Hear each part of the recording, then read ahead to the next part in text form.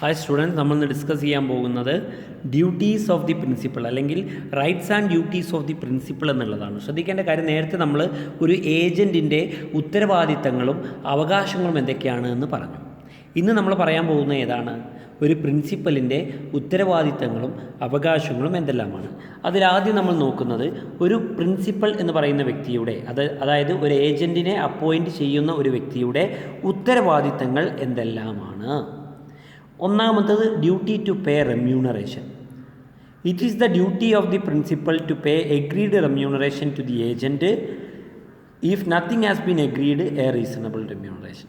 ശ്രദ്ധിക്കേണ്ട കാര്യം, ഒരു പ്രിൻസിപ്പളിൻ്റെ ഉത്തരവാദിത്തമാണ് തനിക്ക് കീഴിൽ പ്രവർത്തിക്കുന്ന ഏജൻറ്റിന് ശമ്പളം കൊടുക്കുക. നേരത്തെ തീരുമാനിച്ചുറപ്പിച്ചതായ എഗ്രീഡ് ആയിട്ടുള്ള റെമ്യൂണറേഷൻ ശമ്പളം നൽകുക എന്നുള്ളത് ആരുടെ ഉത്തരവാദിത്തമാണ്? പ്രിൻസിപ്പളിൻ്റെ ഉത്തരവാദിത്തമാണ്. പ്രിൻസിപ്പളിൻ്റെ ഉത്തരവാദിത്തമാണ് തനിക്ക് വേണ്ടി പ്രവർത്തിക്കുന്ന ഏജൻറ്റിന് ശമ്പളം കൊടുക്കുക എന്നുള്ളത്. നേരത്തെ തീരുമാനിച്ച ഉടമ്പടി പ്രകാരമുള്ള ശമ്പളം കൊടുക്കുക എന്നുള്ളത് ആരുടെ ഉത്തരവാദിത്തമാണ്? പ്രിൻസിപ്പളിൻ്റെ ഉത്തരവാദിത്തമാണ്. If nothing has been agreed, അങ്ങനെ പ്രത്യേകിച്ച് എഗ്രിമെൻ്റ് ഒന്നും ഇല്ല എങ്കിൽ, നേരത്തെ തീരുമാനിച്ചിട്ടൊന്നുമില്ല ശമ്പളം എങ്കിൽ, A reasonable remuneration should be paid. ഒരു മാന്യമായിട്ടുള്ളൊരു ശമ്പളം ഏജൻറ്റിന് പ്രിൻസിപ്പൽ നൽകണം. സെക്ഷൻ 219, 220 ഇത് പറയുന്നത്. Second one, agent to be indemnified. It is the duty of the principal to indemnify the agent against the consequences of all lawful act done in exercise of his authority. ശ്രദ്ധിക്കേണ്ട കാര്യം, ഏജൻറ്റിൻ്റെ നഷ്ടത്തെ നികത്തി കൊടുക്കുക എന്നുള്ളത് പ്രിൻസിപ്പളിൻ്റെ ഉത്തരവാദിത്തമാണ്. ശ്രദ്ധിക്കേണ്ട കാര്യം, ഏജൻറ്റ് പ്രിൻസിപ്പൾക്ക് വേണ്ടി ഒരു ജോലിയിൽ ഏർപ്പെട്ടു. ഒരു ജോലിയിൽ, നിയമപരമായിട്ടുള്ള ഒരു ജോലിയിൽ ഏർപ്പെട്ടു. ഏജൻറ്റ് പ്രിൻസിപ്പൾക്ക് വേണ്ടി ഒരു ജോലിയിൽ ഏർപ്പെട്ടു. അതിൽ നിന്ന് എന്തെങ്കിലും നഷ്ടം ആർക്കുണ്ടായി? പ്രയാസങ്ങൾ ആർക്കുണ്ടായി? ഏജൻറ്റിനുണ്ടായി. എന്നാൽ അത് നികത്തി കൊടുക്കുക, ഇൻഡെംനിഫൈ ചെയ്യുക, നഷ്ടം നികത്തി കൊടുക്കുക എന്നുള്ള ഉത്തരവാദിത്തം ആർക്കാണ്? ഈ പറയുന്ന പ്രിൻസിപ്പളിൻ്റേതാണ്. സെക്ഷൻ 222 അത് പറയുന്നത്. പിന്നെ duty to indemnify the loss of principal neglect. പ്രിൻസിപ്പളിൻ്റെ അശ്രദ്ധ മൂലം എന്തെങ്കിലും നഷ്ടമുണ്ടായിട്ടുണ്ടെങ്കിൽ, ഏജൻറ്റിന് എന്തെങ്കിലും നഷ്ടമുണ്ടായിട്ടുണ്ടെങ്കിൽ, പ്രിൻസിപ്പളുടെ അശ്രദ്ധ മൂലം എന്തെങ്കിലും നഷ്ടം ഏജൻറ്റിനുണ്ടായിട്ടുണ്ടെങ്കിൽ അത് ആ നഷ്ടത്തെ നികത്തി കൊടുക്കാനുള്ള ഉത്തരവാദിത്വം ആർക്കാണ്? പ്രിൻസിപ്പൽക്കാണ്. സെക്ഷൻ 225 പറയുന്നത്. പിന്നെ indemnify the agent against the consequences of act done in good faith. അതായത് ശരിയായ ഗുഡ് ഫെയ്ത്തോടു കൂടി ഒരു ഏജൻറ്റ് ഒരു പ്രവൃത്തി ചെയ്യുകയും അതിൻ്റെ കോൺസിക്വൻസ് ആയിട്ട് എന്തെങ്കിലും ലോസ് ഉണ്ടാവുകയും ചെയ്താൽ ആ ലോസിനെ നികത്തി കൊടുക്കുക, കോമ്പൻസേഷൻ കൊടുക്കുക എന്നുള്ള ഉത്തരവാദിത്വം ആർക്കാണ്? പ്രിൻസിപ്പൽക്കാണ്. അടുത്തത് റൈറ്റ്സ് ഓഫ് പ്രിൻസിപ്പളാണ്. പ്രിൻസിപ്പളിൻ്റെ അവകാശങ്ങൾ എന്താണ്? The principal has a right to give proper direction to the agent for conducting the business. പ്രിൻസിപ്പളുടെ പ്രധാനപ്പെട്ട അവകാശമാണെന്ത്? ഏജൻറ്റിന് കൃത്യമായിട്ടുള്ള പ്രോപ്പറായിട്ടുള്ള ഡയറക്ഷൻസ്, മാർഗനിർദ്ദേശങ്ങൾ നൽകുക എന്നുള്ളത്. എന്തിനു വേണ്ടിയിട്ടാണ്? പ്രിൻസിപ്പളിൻ്റെ ബിസിനസ് കണ്ടക്ട് ചെയ്യുക. പ്രിൻസിപ്പളിൻ്റെ ബിസിനസ് കണ്ടക്ട് ചെയ്യുന്നതിന്, പ്രിൻസിപ്പളിൻ്റെ ബിസിനസ് നടത്തിക്കൊണ്ട് പോകുന്നതിനാവശ്യമായ മാർഗനിർദ്ദേശങ്ങൾ ഏജൻറ്റിന് നൽകുക എന്നുള്ളത് ആരുടെ അവകാശമാണ്? പ്രിൻസിപ്പളിൻ്റെ അവകാശമാണ്. If any skill is required to the business, the principal has to provide such skill to the agent. ശ്രദ്ധിക്കേണ്ട കാര്യം, പ്രിൻസിപ്പളിൻ്റെ ബിസിനസ് കണ്ടക്ട് ചെയ്യുന്നതിന്, നടത്തിക്കൊണ്ട് പോകുന്നതിന് ഏജൻറ്റിന് എന്തെങ്കിലും പ്രത്യേകമായ സ്കില്ല്, കഴിവ് ആവശ്യമാണെങ്കിൽ ആ കഴിവ് ആര് പ്രൊവൈഡ് ചെയ്ത് കൊടുക്കണം? പ്രിൻസിപ്പൽ ഏജൻറ്റിന് പ്രൊവൈഡ് ചെയ്ത് കൊടുക്കണം. അതുപോലെ തന്നെ in case of any difficulty to the ഏജൻറ്റിന് എന്തെങ്കിലും പ്രയാസം അനുഭവപ്പെടുകയാണ്, the principal has to give necessary direction. പ്രിൻസിപ്പലിൻ്റെ ബിസിനസ് കണ്ടക്ട് ചെയ്യുന്നതിന്, പ്രിൻസിപ്പലിൻ്റെ ബിസിനസ് നടത്തിക്കൊണ്ടു പോകുന്നതിൽ ഏജൻറ്റിന് എന്തെങ്കിലും പ്രയാസങ്ങൾ, സങ്കീർണതകൾ അനുഭവപ്പെടുകയാണെങ്കിൽ പ്രിൻസിപ്പൽ ആവശ്യമായ മാർഗനിർദ്ദേശങ്ങൾ നൽകേണ്ടതാണ്. അതിനുള്ള അവകാശമുണ്ട്. The principal is entitled to proper account and voucher in support of the entries. ശ്രദ്ധിക്കേണ്ട കാര്യം, പ്രിൻസിപ്പളുടെ അവകാശമാണെന്ത്, തൻ്റെ ബിസിനസ്സുമായി ബന്ധപ്പെട്ട എല്ലാ കണക്കുകളും വൗച്ചർ എൻട്രീസും സപ്പോർട്ടീവ് എൻട്രീസും സഹിതം തനിക്ക് കിട്ടുവാനുള്ള അവകാശമുണ്ട്. പ്രിൻസിപ്പളുടെ ബിസിനസ് ഏജൻറ്റ് നടത്തുന്നു. അതുകൊണ്ട് തന്നെ ഏജൻറ്റിൽ നിന്നും പ്രിൻസിപ്പൾക്ക് ബിസിനസ്സുമായി ബന്ധപ്പെട്ട എല്ലാവിധ അക്കൗണ്ട് ഡീറ്റെയിൽസും, അക്കൗണ്ട്സുകൾ, ബാലൻസ് ഷീറ്റും ട്രയൽ ബാലൻസും മറ്റ് വൗച്ചറുകളും അതുപോലെ സപ്പോർട്ടിംഗ് എൻട്രീസും ഒക്കെ കിട്ടുവാനുള്ള അവകാശം പ്രിൻസിപ്പൾക്കുണ്ട്. He can revoke the authority of the agent in certain circumstances. ചില പ്രത്യേക സാഹചര്യങ്ങളിൽ എന്ത് ചെയ്യാം, ഏജൻറ്റിന് കൊടുത്തിട്ടുള്ള ആ അധികാരത്തെ പിൻവലിക്കുവാനുള്ള അവകാശവും ആർക്കുണ്ട്, പ്രിൻസിപ്പൾക്ക് ഉണ്ട് എന്നുള്ളതാണ്. അപ്പോൾ ഇതാണ് അതിൽ പറയുന്നത്. പിന്നെ പറയുന്നതാണ് delegation of authority. Delegation of authority, അധികാരത്തെ വികേന്ദ്രീകരിക്കുക. A general rule is that, ഒരു പൊതുവായിട്ടുള്ള റൂള്, ഒരു നിയമം എന്താണെന്ന് വെച്ചാൽ, a delegate cannot further delegate.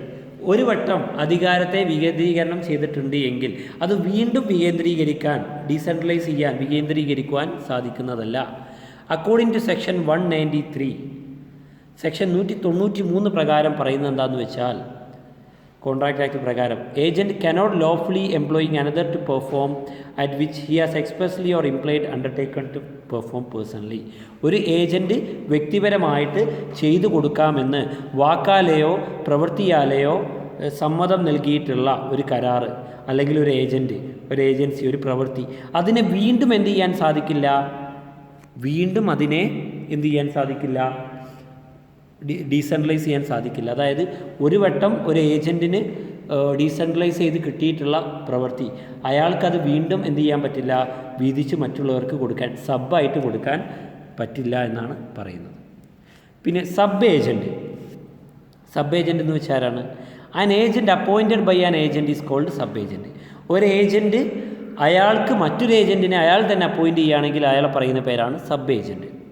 Sub agent is a person employed by the acting under the control of the original agent in the business of agent. ഒരു original ആയിട്ടുള്ള ഒരു agent ഉണ്ടാവും, അയാൾക്ക് കീഴിൽ പണിയെടുക്കുന്ന ഏജൻറ്റാണ് ആര്? Sub agent. ഈ ഏജൻറ്റിനെ നിയമിക്കുന്ന ആരാണ്? ഏജൻറ്റാണ്. ശ്രദ്ധിക്കുക, ഇവിടെ ഒരു ഓൾറെഡി എന്ത് ചെയ്തിട്ടുണ്ട്, ഒരു പ്രിൻസിപ്പൾ ഒരു ഏജൻറ്റിനെ നിയമിച്ചിട്ടുണ്ട്. ആ ഏജൻറ്റ് എന്ത് ചെയ്യുന്നു, മറ്റൊരു സബ് ഏജൻറ്റ് ഒരു ഏജൻറ്റിനെ വെക്കുകയാണെങ്കിൽ, മറ്റൊരു ഏജൻറ്റിനെ വെക്കുകയാണെങ്കിൽ അയാളുടെ പറയുന്ന പേരാണ് സബ് ഏജൻറ്റ്. അതായത് an agent is appointed by the agent. ഒരു ഏജൻറ്റ് മറ്റൊരു ഏജൻറ്റിനെ അപ്പോയിൻറ്റ് ചെയ്യുകയാണെങ്കിൽ അയാളെ പറയുന്ന പേരാണ് സബ് ഏജൻറ്റ്. പിന്നെ സബ്സ്റ്റിറ്റ്യൂട്ട് ഏജൻറ്റ് ഉണ്ട്. അക്കോർഡിംഗ് ടു സെക്ഷൻ 194 പ്രകാരം, കോൺട്രാക്ട് ആക്ട് പ്രകാരം പറയുന്നത് എന്താ വെച്ചാൽ, when an agent has an express or implied authority of his principal to name another person to act for the principal and agent names another person accordingly such person is known as substituted agent. നിലവിലുള്ള ഏജൻറ്റിന് പകരമായിട്ടൊരു ഏജൻറ്റിനെ വെക്കുകയാണെങ്കിൽ അതാണ് substituted agent. പക്ഷേ ഇവിടെ ഏജൻറ്റിനെ നിയമിക്കുന്നത് പ്രിൻസിപ്പളാണ്. അത് ആരുടെ സമ്മതത്തോടു കൂടിയിട്ടാണ്? നിലവിലുള്ള ഒരു ഏജൻറ്റിൻ്റെ സമ്മതത്തോടു കൂടിയിട്ട്. ശ്രദ്ധിക്കേണ്ട കാര്യം, നിലവിലുള്ള ഒരു ഏജൻറ്റിൻ്റെ സമ്മതത്തോടു കൂടിയിട്ട് മറ്റൊരു വ്യക്തിയെ പകരമായിക്കൊണ്ട് ഏജൻ്റായിട്ട് വെക്കുകയാണെങ്കിൽ അതാണ് സബ്സ്റ്റിറ്റ്യൂട്ടഡ് ഏജൻറ്റ് എന്നുള്ളത് ഉദ്ദേശിക്കുന്നത്. ഓക്കെ, രണ്ടും കിട്ടിയിട്ടുണ്ടല്ലോ. സബ്സ്റ്റിറ്റ്യൂട്ടർ ഏജൻറ്റ് അല്ലെങ്കിൽ കോ ഏജൻറ്റ് തമ്മിലുള്ള രണ്ടും കിട്ടിയിട്ടുണ്ട്.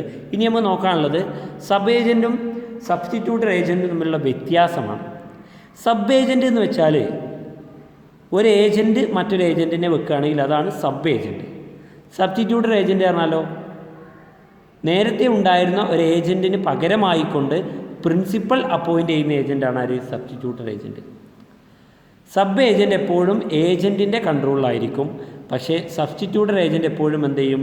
ഇൻഡിപെൻഡൻ്റ് ആയിട്ടാണ് പ്രവർത്തിക്കുക. പക്ഷേ അത് ആരുടെ കീഴിലായിരിക്കും? പ്രിൻസിപ്പളുടെ മാർഗ്ഗനിർദ്ദേശങ്ങൾക്കനുസരിച്ചായിരിക്കും. Okay, an agent is liable to the principal for the act of the sub agent.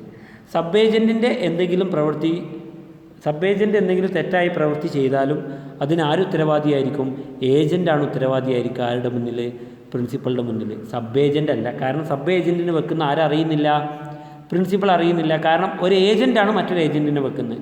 അതാരറിയുന്നില്ല? പ്രിൻസിപ്പൾ അറിയുന്നില്ല. An agent is not liable to the principal for the act of the substituter agent. ഒരു ഏജൻറ്റ് ലേബിൾ ആയിരിക്കില്ല, ബാധ്യസ്ഥനായിരിക്കില്ല substituted agent എന്തെങ്കിലും പ്രവൃത്തി ചെയ്താൽ. കാരണം agent അല്ല അവിടെ പ്രവർത്തിക്കുന്ന പകരം ആരാണ്? സബ്സ്റ്റിറ്റ്യൂട്ടഡ് ഏജൻ്റാണ്. സബ്സ്റ്റിറ്റ്യൂട്ടഡ് ഏജൻറ്റിനെ നിയമിക്കുന്ന പ്രിൻസിപ്പളാണ്. ഏജൻറ്റിന് സ്ഥാനമില്ല. അതുകൊണ്ട് തന്നെ സബ്സ്റ്റിറ്റ്യൂട്ടഡ് ഏജൻറ്റ് എന്തെങ്കിലും തെറ്റ് വരുത്തിയാൽ, വീഴ്ച വരുത്തിയാൽ അതിന് ഉത്തരവാദി ആരായിരിക്കും? പ്രിൻസിപ്പളായിരിക്കും, ഏജൻ്റ് അല്ല. He may be accountable to the principal only wrongful act or fraud. ശ്രദ്ധിക്കേണ്ട കാര്യം, തെറ്റായിട്ടുള്ള എന്തെങ്കിലും പ്രവൃത്തികൾ ചെയ്താൽ മാത്രമേ എന്ത് ചെയ്യാൻ സാധിക്കുള്ളൂ? പ്രിൻസിപ്പൾ മുമ്പാകെ പോകേണ്ടതുള്ളൂ. ഓക്കെ, അല്ലാത്ത കേസിൽ പ്രശ്നമൊന്നുമില്ല. ആർക്ക്? സബ് ഏജൻറ്റ് പ്രിൻസിപ്പളുടെ മുമ്പാകെ പോകേണ്ടതേ ഇല്ല. He is fully accountable to the principal of each and every act. Substituted ഏജൻറ്റിൻ്റെ പ്രത്യേകത, അയാളെ നിയമിക്കുന്ന പ്രിൻസിപ്പൾ ആയതുകൊണ്ട് തന്നെ അയാളുടെ എല്ലാ പ്രവൃത്തികൾക്കും അക്കൗണ്ടബിളാണ്. ആരുടെ മുന്നിൽ? പ്രിൻസിപ്പളുടെ മുന്നിൽ. സബ് ഏജൻറ്റിൻ്റെ മറ്റൊരു പ്രത്യേകത, he has no right of demand or remuneration from the principal. Sub ഏജൻറ്റിനെ നിയമിക്കുന്ന ഏജൻ്റാണ്, ഒറിജിനൽ ഏജൻ്റാണ്. അതുകൊണ്ട് തന്നെ പ്രിൻസിപ്പളിൽ നിന്നും ശമ്പളം, റെമ്യൂണറേഷൻ വാങ്ങുവാനുള്ള അവകാശം ആർക്കില്ല? സബ് ഏജൻറ്റിനില്ല. സബ് ഏജൻറ്റിന് ശമ്പളം കൊടുക്കുന്ന ആരായിരിക്കും? ഏജൻ്റ് ആയിരിക്കും. അടുത്ത സബ്സ്റ്റിറ്റ്യൂട്ടഡ് ഏജൻറ്റിൽ പറയുന്നത് എന്താണ്? He has a right of demand for remuneration from the principal. Substituted ഏജൻറ്റിന് ശമ്പളം കൊടുക്കുന്ന ആരാണ്? സബ്സ്റ്റിറ്റ്യൂട്ടഡ് ഏജൻറ്റിന് ശമ്പളം കൊടുക്കുന്ന ആരാണ്? പ്രിൻസിപ്പളാണ്. കാരണം substituted agent appointed by the principal in the substitute of the original agent.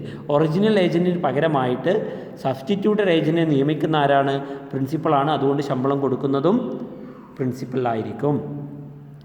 The original agent a delegate his own authority. ശ്രദ്ധിക്കേണ്ട കാര്യം, ഒരു ഏജൻറ്റിനെ പ്രിൻസിപ്പൽ നിയമിച്ചു, അയാളാണ് ഒറിജിനൽ ഏജൻറ്റ്. അയാൾ എന്ത് ചെയ്തു? അയാളുടെ സ്വന്തം അധികാരത്തെ എന്ത് ചെയ്തു? അയാൾക്ക് കിട്ടിയ അധികാരത്തെ അയാൾ എന്ത് ചെയ്തു? വീണ്ടും ഡെലിഗേറ്റ് ചെയ്യാണ്, വീതം വെക്കുകയാണ്, വികേന്ദ്രീകരിക്കുകയാണ് ചെയ്യുന്നത്. അങ്ങനെയാണ് സബ് ഏജൻറ്റ് ഉണ്ടാകുന്നത്. ഇവിടെയോ original agent delegate the principal authority. Original agent എന്ത് ചെയ്യുന്നു? Delegate the principal authority. അയാൾ എന്ത് ചെയ്യുന്നു? പ്രിൻസിപ്പളിൻ്റെ അതോറിറ്റി എന്ത് ചെയ്യുന്നു? ഡെലിഗേറ്റ് ചെയ്യുന്നു. ഒറിജിനൽ എന്ത് ചെയ്യുന്നു?